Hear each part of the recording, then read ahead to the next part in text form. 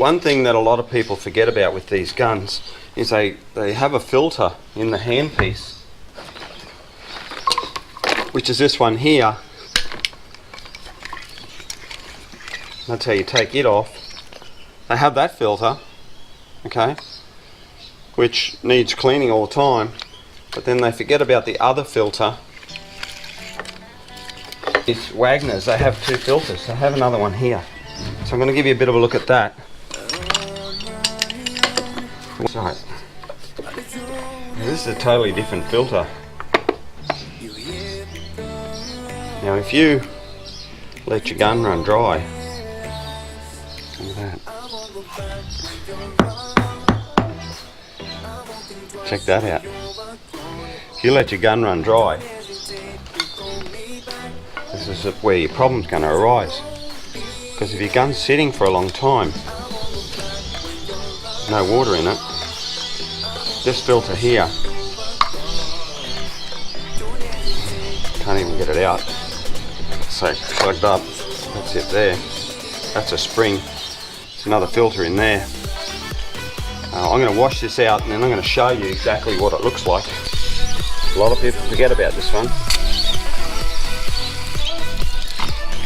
This is just a spring. You can see there. This is where all your gunk will dry.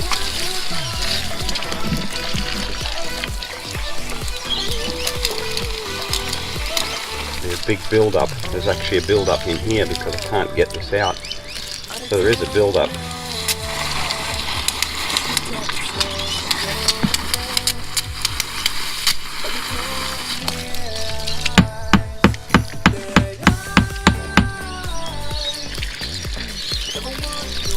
I'll show you what I mean. It's dried in the bottom.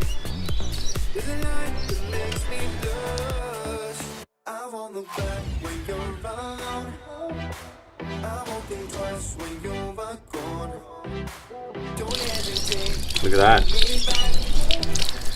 Now that is one of the reasons your gun mightn't be pumping paint properly, because of this filter.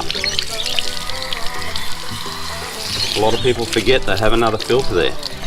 That's your secondary filter. Well, actually your first line of defense, this one. So this one's a very important filter. If you buy a gun off somebody and it's not spraying or you're not getting the pressure out of it, there is a good chance that this filter is clogged up. It might pick up its pressure or just won't pick up anything. Good to go. Back in. Yeah, that's it.